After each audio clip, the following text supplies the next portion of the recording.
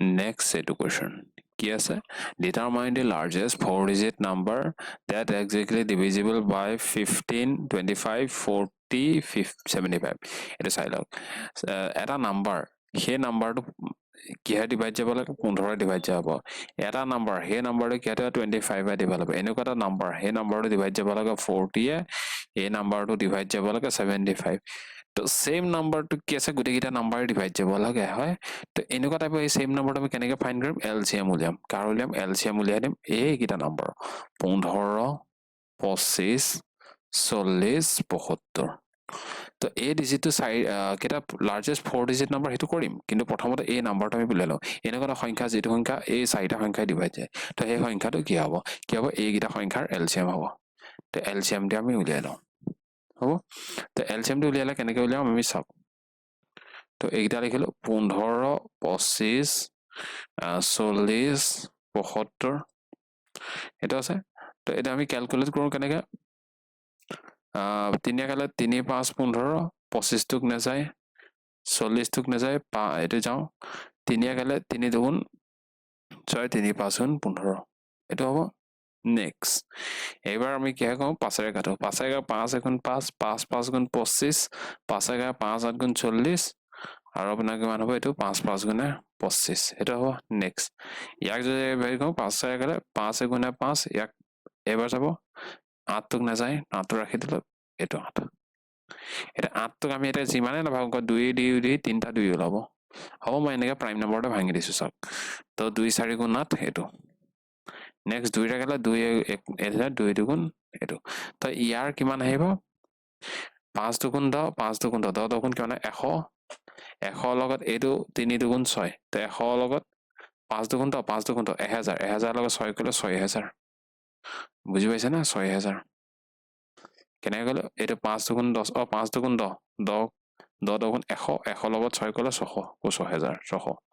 ঠিক আছে। তো 600 এনেকুৱা এটা সংখ্যা, 600 এনেকুৱা এটা স্মলেষ্ট সংখ্যা দেই, লাৰ্জেষ্ট নহয়। 600 সবচে স্মলেষ্ট সংখ্যা, সবচে সৰু সংখ্যা, যিটো সংখ্যা আপোনাৰ 15, 25, 40, 75 গোটেইকেইটা সংখ্যা হৰণ কৰিছে। তো সেইটো আমি উলিয়াই ললো প্ৰথম কথাত। ঠিক আছে। এটা লাৰ্জেষ্ট 4-digit নাম্বাৰ সুধিছে। তো লাৰ্জেষ্ট 4-digit নাম্বাৰ সবচে ডাঙৰ 4 অংক পিছত সবচে ডাঙৰ সংখ্যাটো কিমান হয়? তো প্ৰথম 9 থাকিব, সেকেন্ডত 9, থাৰ্ডটোত 9, ফৰ্থটোত 9।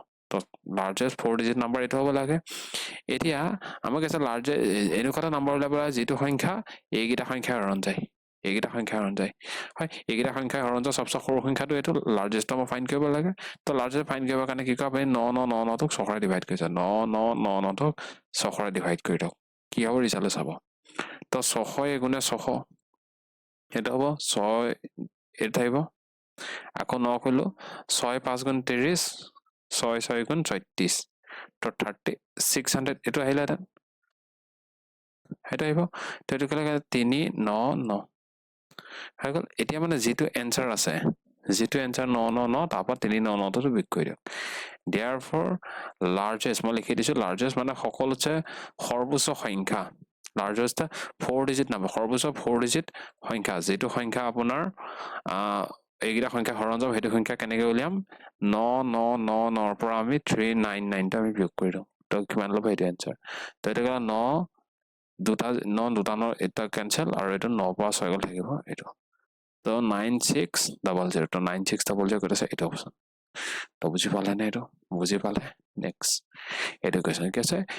টু কোন having height are ratio 4:3 and ready of their bases are 1:2. Find the ratio of their volume.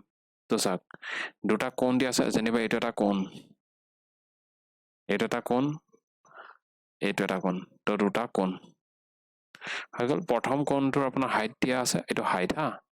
তো হাইট দিয়া আছে আপোনাৰ, হাইট দিয়া আছে 4, সাপোজ x লিখিলো 4x। সেকেন্ড কোণটোৰ হাইট দিয়া আছে আপোনাৰ 3x, মই ধৰিলো ৰেচিঅ' দিয়া আছে, তো 3x। And ready of there basis, এই বেছটোৰ ৰেডিয়াছ কিমান দিয়া আছে বুলি ক'লে, মানে ব্যাসাৰ্ধ কিমান দিয়া আছে। ইয়াৰ যদি 1y ধৰো, এইটো বেলেগ ৰেচিঅ', তো y এটা ধৰি ললো, হ'ব? ইয়াৰ ৰেচিঅ'টো কিমান হৈ যাব আপোনাৰ 2y।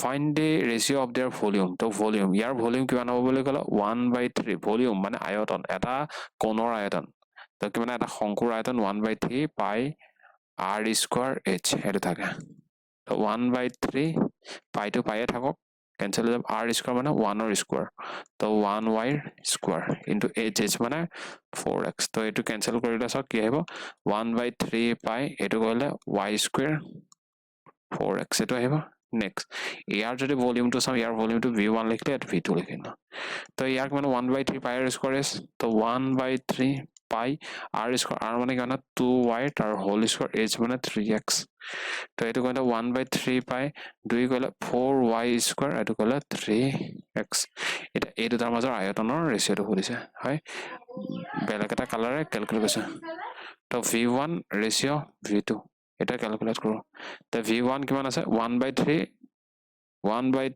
পাই y স্কয়াৰ 4x ৰেশিও 1/3 পাই 4y স্কয়ার 3x তো ক্যালকুলেট 1/3 পাই cancel y square cancel x cancel 4 এফালে 4 cancel তো থাকিব কোন এফালে একো নাই মানে 1 আছে এফালে কিমান থাকিল 3 তো 1 ৰেশিও কিমান হৈ গল 3 তো 1 ৰেশিও ঠিক আছে অপচন নম্বৰ 2 ধৰিব পাৰিব এতিয়া নেক্সট এটো কোৱেশ্চন কি আছে এই ডিজাইনাৰ সব কিবা promises to sell his good at cost price however he uses a weight actually less than 46% less than what is written on it find the profit percentage question বুজিব যত্ন কৰক এজন ডিজাইনাৰ শপকিপাৰ মানে ভাল নহয় আৰু তেনেকুৱা শপকিপাৰ এজন আছে মানে দোকানী এজন তেওঁ কি কৰিলে প্ৰমিস কৰিলে কি যিমানখিনি দামত তেওঁ কিনিছে হিমান দামত সব বস্তু বিক্ৰী কৰি দিব সাপোজ তেওঁ কিনিছিল কিনা দামটো আছিল আপোনাৰ ভাবিলক প্ৰতিটো বস্তুৰ দাম আপোনাৰ 10 টকাকে কিনিছিল তো তেওঁ সেই গুটেখিনি বস্তু আপোনাৰ বিক্ৰীও কিমান টকাত কৰিম বুলি ক'লে 10 টকাত বিক্ৰী কৰি দিম বুলি ক'লে যিমান কিনিছে সব বিক্ৰী কৰিব 10 টকাতে কিন্তু তাত তেওঁ এটা কাম কৰিলে এটো 46 মান লৈছে তাত কি কৰিলে প্ৰথম 10 টকাত তেওঁ কিনিছিল সাপোজ 100 কেজি বস্তু কিনিছিল 100 কেজি বস্তু কিনিছিল কিন্তু এইবাৰ তেওঁ কি কৰিলে 100 কেজি 10 টকাত 100 কেজি দি নিদিলে তেওঁ তাত কি কৰিলে লাভ কৰিবৰ কাৰণে 46% কমাই থৈ দিলে ওয়েটটো মানে 46% লেস কৰিলে তো 46% লেস কৰি দিলে কিমান হ'ব 100 কেজিৰ তো 46 কমাই দিম তো 100 পৰা 46 কমাই দিলে কিমান হৈ যাব -46 কৰি দিও তো 46 কৰি দিলে কিমান হ'ব 4 কৰি দিলে 50 এফালে 54 হ'ব বুজি পালে না 54 কেজি দি দিলে তো এতিয়া কি আছে সক আগতে 100 টকা দিলে তেওঁ 100 কেজি কিনিছিল এবাৰ 10 টকাত তেওঁ 54 কেজি বিক্ৰী কৰিছে তো বাকি 100 কেজি বিক্ৰী কৰিলে আৰু পইচা ল'ব মানে হেটো কথা কৈছে তো প্ৰফিট কিমান কিনে হৈছে এটো কৰিছা তো সক কেনে কৰিলাম প্ৰথমত কি কৰিলে 100 কেজিৰ দাম আছিল 100 কেজিৰ দাম আছিল 10 টকা হৈ গল এবাৰ 54 কেজিৰ দাম তেওঁ কি কৰি দিলে 10 টকা বুলি বিক্ৰী কৰি দিলে 10 টকা বুলি বিক্ৰী কৰিলা দামটো একো বদলি কৰা নাই দেখিছে না কিন্তু ওয়েটটো কমাই দিছে ইয়াৰ ওয়েটটো প্ৰথমতে ইমান আছিল এবাৰ ওয়েটটো ইমানটো কমাই দিলে তো 100 কেজি বিক্ৰী কৰিলে কিমানখিনি কমি থাকিব বুলি ক'লে 10 টকা পূৰণ 100 ডিভাইডেড বাই 54 এটো আহিব লাগে তো 100 কেজি বিক্ৰী কৰিলে ইমানখিনি হ'ব লাগে তো এটো আমি ক্যালকুলেট কৰিলে কিমান হ'ব চাও 2 ৰে কাটলে 2 দুগুণ 2 7 গুণ 2 ৰে কাটলে 2 5 গুণ তো কিমান হ'ব 500 ডিভাইডেড বাই 27 এটো আহিব 100 কেজি দাম 100 কেজি দাম এটো আহিব তো এটো যদি ডিভাইড কৰি চাও সক 27 এটো সাপোজ অলপ ৰাফলি ডিভাইড কৰি 10 চেটো ডাঙৰ হ'ব মানে কি আছে 10 টকাত তেওঁ বেছি পইচা লৈ ললে হ'ব তো এটা মুঠ প্ৰফিট কিমানখিনি হৈছে তো প্ৰফিট কিমানখিনি হৈছে বুলি ক'লে কিমানখিনি টকা পালে 500 ডিভাইডেড বাই 27 টকা পালে কিনিছিল কিমান 10 টকাত ডিভাইডেড বাই যেটো প্ৰফিট এটো প্ৰফিটটো প্ৰথমতে লৈ লও তো প্ৰফিট কিমানখিনি টকা হল বুলি ক'লে 500 এটো যদি ক্যালকুলেট কৰো 270 ডিভাইডেড বাই 27 তো এটো ক'লে 30 কৰিলে 300 আৰু 20 230 বুজি পাব না এটো বিয়োগ কৰি চাব তো 230 ডিভাইডেড বাই কিমান 27 এটো হ'ব 3 এ কাটলে 7 3 গুণ 21 3 দুগুণ 7 3 গুণ 21 হ'ব এটো যদি আমি কাটাকাটি কৰিব পাৰো না হ'ব বাৰু এটো সাম পিছত হ'ব এটো হৈ গল প্ৰফিট এটা প্ৰফিট পাৰ্সেন্টেজ তো প্ৰফিট পাৰ্সেন্টেজ কেনে গেলাম 2300 upon 27 ডিভাইড বাই কষ্ট প্ৰাইস কিমান আছিল মানে কিনা দাম কিমান আছিল 10 টকা পূৰণ 100 তো এটো কৰিলে যেটো উত্তৰ লাভ হেতে তো 10 ৰ ইয়া কাটলে 10 বাৰ যাব এটো আহিল এটা এটো ডিভাইড কৰি দিও সো চাও 9 দুগুণ 18 19 20 21 22 23 9 না যাব 3 এ গেলে 3 দুগুণ 27 7 21 22 23 না যাব তো থাকিব কিমান 2300 ডিভাইডেড বাই 27 এটা ডিভাইড কৰিলে যেটো आंसर লব হেতুই আৰু যিটো এনচাৰ ওলাব ইয়াৰ ভিতৰত সেইটোৱে মেটচ কৰিব তো পিছফালে 0 আছে এটা আমি এটা এনচাৰকেইটা চেক কৰিলে কেনে এইটোৰ লগত যদি এইটো পূৰণ কৰিলে তাৰ লগত এইটো যোগ কৰি দিওঁ সদায় কি আহিব লাগে এইটো এনচাৰ আহিব লাগে বুজিছে এইটোৰ লগত এইটো পূৰণ কৰি তাৰ লগত যদি এইটো যোগ কৰোঁ সদায় এইটো এনচাৰ আহিব লাগে তো মই ইউনিট ডিজিট এটা মেটচ কৰি চাইছোঁ এনচাৰ ওচৰত 7ৰ লগত যদি 7 পূৰণ হৈ গ'ল 7 7 49 49 লগত ডট কৰিলে মানে যি এনচাৰ নহওক লাষ্টৰ ইউনিট ডিজিটটো কিমান হ'ব 9 আহিব ইয়াতটো 0 আছে লাষ্টত তো এইটো অপশ্যন মানে কেনচেল এইটোৰ লগত এইটো পূৰণ 7 5 গুণ 35 35 লগত 5 কৰিলে ইউনিট ডিজিট মানে 10 তো এইটো এনচাৰ হ'ব লাগে বুলি কৈছে দেই এতিয়ালৈকে চেক কৰি লওঁ গোটেইটা নেক্সট এইটো লগত এইটো 7 4 গুণ 28 28 5 মানে 23 মানে 3 আহিব ইউনিট ডিজিট তো এইটোও ভুল হ'ব নেক্সট 6 7 গুণ 42 42 6 48 ইউনিট ডিজিট 8 আহিব তো এইটো অপশ্যন ভুল তো এটা অপশ্যনতে 0 আছে তো এইটো অপশ্যনে তাকে হ'ব কাৰেক্ট এনচাৰ তো কাৰেক্ট এনচাৰ তো আপোনালোকে একবাৰ কি কৰক এইটো ডিভাইড কৰি চাওক একবাৰ তো 2300 ডিভাইডেড বাই 27 এইটো মই ডিভাইড কৰিও চাইছোঁ ময়ো চাইছোঁ তো প্ৰথমত 5 8 আহিছে না 8 চাইটো 8 বহাই দিয়াৰ লগে লগে গোটেইকেইটা 8 আছে মানে তো 8 বহাই দিয়া 8 5 8 7 গুণ 56 হ'ব 8 7 56 5 থাকিব 8 2 গুণ 16 16 5 কিমানে যাব 21 সেইকাৰণে 2 এইটো থাকিব 1 এইটো হ'ব 6 4 10 140 নেক্সট ইয়াত যদি আমি 7 বহাই যাওঁ 7 2 গুণ 14 বেছি হৈ যাব ইয়াত 7 বহাই যাওঁ 7 2 গুণ 14 ইয়াত বেছি হৈ যাব 6 বহালে 6 7 গুণ 42 6 2 গুণ 12 12 4 16 এতিয়াও বেছি হৈ যাব নেক্সট ইয়াত 5 যদি বহাই চাওঁ তো 5ৰ এনচাৰটো আহিবলৈ মই এইটোৱে কৈছোঁ তো 5 7 35 5 5 2 গুণ 2 3 13 তো 5 বহাইলে কিমান হৈ যাব 135 থাকিব কিমান 5 তো হৈ গ'ল তো এনচাৰটো কিমান আহি গ'ল এইটো এনচাৰটো ইয়াত মই লিখি দিছোঁ একবাৰ এইটো তো এনচাৰটো ধৰিব পাৰিব 85 ওলাইছে ৰিমাইণ্ডাৰ 5 ওলাইছে কিহে ডিভাইড কৰোঁ 27% তো এইটো এনচাৰটো মই ইউনিট ডিজিট চেক কৰি দিলোঁ ঠিক আছে তো ইউনিট ডিজিট নাজানে এনেকৈ কৰিব লাগিব নহ'বা ইমান সময় মই নেক্সট দুটা কুৱেশ্যন কৰি আহিলোহেঁতেন নেক্সট এইটো কুৱেশ্যন কি আছে the average weight of Gopal Akshay and Atul is 46 kg ৰহিব ৰেকৰ্ড হৈ আছে নে একবাৰ চাই লওঁ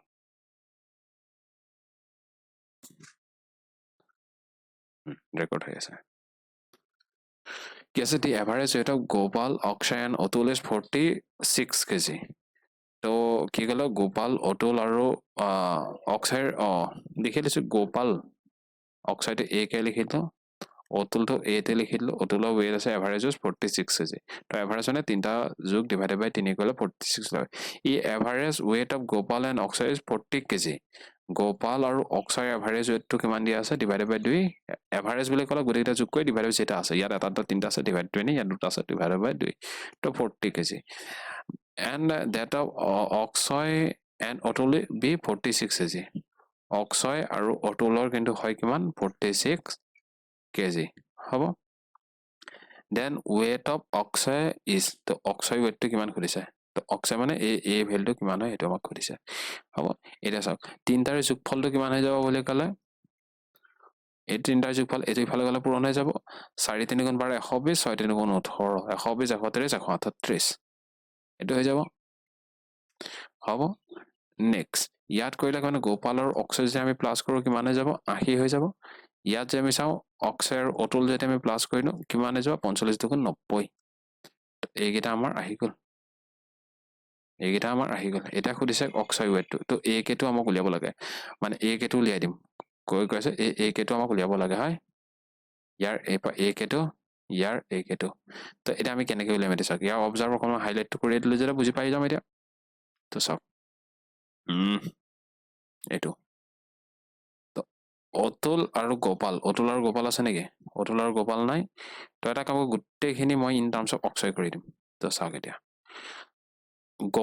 গোপালটো কেনেকৈ লিখিব পাৰি 80 মাইনাছ অক্ষয় লিখিব পাৰি মানে এইটো লিখিব পাৰি গোপাল লিখলে 80 মাইনাছ অক্ষয় লিখিব পাৰি তো গোপালৰ জেগাত 80 মাইনাছ অক্ষয় 80 মাইনাছ অক্ষয় গোপালৰ জেগাত অক্ষয়টো অক্ষয় আছে প্লাছ অতুলটো আমি কেনেকৈ লিখিব পাৰোঁ 90 মাইনাছ অক্ষয় লিখিব পাৰোঁ তো এইটো কিমান লিখিব পাৰোঁ 90 মাইনাছ অক্ষয় ইকুৱেল টু 138 তো চাওক এইটো অক্ষয় কেঞ্চেল হ'ল বাকী এটা থাকি যাব তো এইটো মাইনাছ অক্ষয়ত থাকি যাব নেক্সট 90 লগত এইটো কৰিলে মানে 170 এটা 170 138 তো এইটো ইফালে লৈ আহিলে কিমান হ'ব মাইনাছ হৈ যাব তাৰমানে এতিয়া কি কৰিম কালাৰ অকণ চেঞ্জ কৰিছোঁ ক'ত কৰিছোঁ দেখা যাব অকণমান তো চাওক আমাক কি আছে 170 পৰা 130 টো বিয়োগ কৰিলে কিমান হ'ব 48 আহি যাব তো এইটো এনসাৰ বিয়োগ কৰি দিয়ক হৈ গ'ল আৰু এনসাৰ তো 2 দিলে কিমান হ'ব 140 140 লগত আপোনাৰ 70 পাবলৈ কিমান লাগিব 30 তো মানে 32